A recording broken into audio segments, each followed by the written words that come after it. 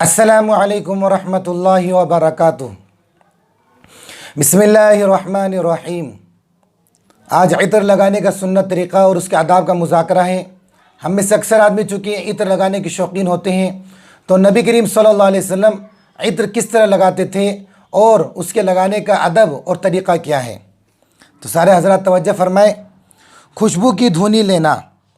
حضرت نافع رضی اللہ تعالیٰ عنہ فرماتے ہیں کہ حضرت ابن عمر رضی اللہ تعالیٰ عنہ جب دھونی لیتے تو کبھی خالص عود کی دھونی لیتے جس میں کسی خوشبو کی ملاوٹ نہ ہوتی، اور کبھی عود کے ساتھ کافور کی ملاوٹ کرتے، اور فرماتے کہ آپ صلی اللہ علیہ وسلم اسی طرح دھونی لیا کرتے تھے۔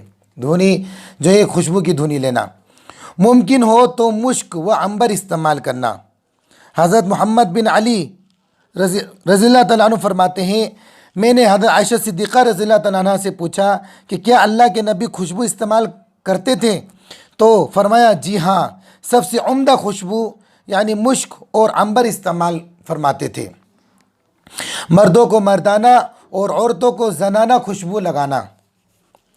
آپ صلی اللہ علیہ وسلم نے فرمایا کہ مردوں کی خوشبو وہ ہے جس کی خوشبو پھیلے اور رنگ غیر محسوس ہو یعنی دکھائی نہ دے، اور عورتوں کی خوشبو وہ ہے جس کا رنگ نظر آئے اور خوشبو غیر محسوس ہو، یعنی مردوں کی خوشبو زیادہ تیز ہو، دور تک پھیلے، اور عورتوں کی خوشبو زیادہ دور تک پھیلنے والی نہ ہو، ہلکی ہو اور رنگ والی ہو۔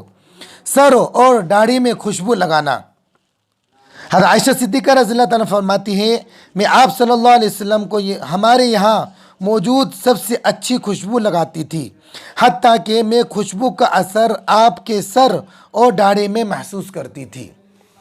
بیوی کا اپنے شوہر کو خوشبو لگانا۔ حضرت عائشہ صدیقہ رضی اللہ تعالیٰ فرماتی ہیں، میں نے اپنے ہاتھوں سے آپ صلی اللہ علیہ وسلم کے احرام کے وقت خوشبو لگائی، اور میں نے آپ صلی اللہ علیہ وسلم کو مینا میں آپ صلی اللہ علیہ وسلم کے طواف افاضہ کرنے سے پہلے خوشبو لگائی۔ تو بیوی کا اپنے شوہر کو خوشبو لگانا۔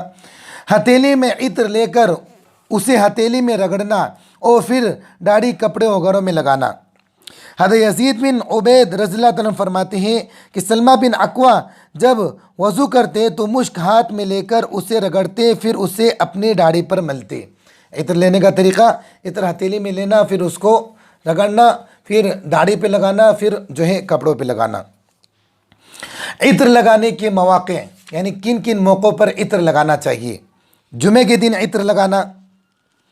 آپ صلی اللہ علیہ وسلم نے فرمایا کہ جمعے کے دن جو بھی خوشبو میسر ہو اس کو لگاؤ، چاہے عورت ہی کی خوشبو کیوں نہ ہو۔ یعنی اہمیت بتلانا چاہ رہے ہیں کہ جمعے کے دن کی اہمیت یہ ہے کہ اس دن خوشبو لگانا چاہیے، چاہے سے عورتوں کی خوشبو ملے تو عورتوں کی خوشبو لگا لو، لیکن جمعے کے دن خوشبو لگانا چاہیے۔ عیدین میں عطر لگانا۔ تہجد کے وقت عطر لگانا۔ حضرت انس رضی اللہ تعالیٰ عنہ فرماتے ہیں کہ اللہ کے نبی صلی اللہ علیہ وسلم جب رات میں بیدار ہوتے تو استنجا کرتے، وضو فرماتے، پھر اپنے گھر کی عورتوں سے خوشبو منگواتے یعنی خوشبو لگاتے۔ تو یہ مواقع بیان کیے جا رہے ہیں۔ وضو کے بعد عطر لگانا۔ حضرت یزید بن عبید رضی اللہ تعالیٰ عنہ فرماتے ہیں کہ سلمہ بن اکوع جب وضو کرتے تو مشک ہاتھ میں لے کر اسے رگڑتے، پھر اپنی داڑھی پر ملتے، یعنی ہاتھ میں عطر لیا پھر اس کو رگڑا، یعنی پہلے وضو کیا، وضو سے فارغ ہونے کے بعد میں عطر لگایا۔ اسی طریقے سے احرام کے وقت عطر لگانا۔ تلاوت کرتے وقت، قرآن شریف کی تلاوت کرتے وقت عطر لگانا۔ درس و تدریس کے وقت عطر لگانا یعنی پڑھنے پڑھانے کے وقت عطر لگانا۔ ذکر کے وقت عطر لگانا۔ جمعہ کے وقت، بیوی سے صحبت کے وقت عطر لگانا۔ مجامع یعنی مجمع اور مجلسوں میں جاتے وقت عطر لگانا۔ حضرت عائشہ صدیقہ رضی اللہ تعالیٰ فرماتی ہیں کہ اللہ کے نبی صحابہ کرام کے پاس عمدہ خوشبو لگائے بغیر جانے کو ناپسند فرماتے تھے، یعنی نبی کریم صلی اللہ علیہ وسلم ناپسند فرماتے تھے کہ کسی مجلس میں یا جو ہے کسی مجمع کے اندر جائے اور عطر لگائے بغیر جائے۔ آپ صلی اللہ علیہ وسلم پسند فرماتے تھے کہ مجمع اور مجلسوں میں جائیں تو عطر لگا کے جائیں، تو ہمیں بھی جو ہے اس کا اہتمام کرنا چاہیے۔ روایت حدیث کے بیان کرتے وقت عطر لگانا۔ حضرت ثابت رحمۃ اللہ علیہ فرماتے ہیں، جب میں حضرت انس رضی اللہ تعالیٰ عنہ کے پاس احادیث حاصل کرنے کی غرض سے حاضر ہوتا تو آپ خوشبو منگواتے اور اپنے ہاتھوں اور رخساروں پر یعنی گالوں پر، رخسار کہتے گال کو، رخساروں پر لگاتے۔ حیض اور نفاس سے پاک ہونے کے بعد عطر لگانا، یعنی عورت جب اپنے اوقات سے 2 وقت ان کے سامنے آتے ہیں عام طور پر، ایک تو حیض کا اور ایک نفاس کا، تو ان سے فارغ ہونے کے بعد غسل کر کے عطر لگانا۔ حضرت عطیہ رضی اللہ تعالیٰ عنہ فرماتی ہیں جب ہم حیض سے پاک ہوتے ہیں تو اس وقت تھوڑی سی قسط ہندی کو استعمال کرنے کی اجازت دی جاتی۔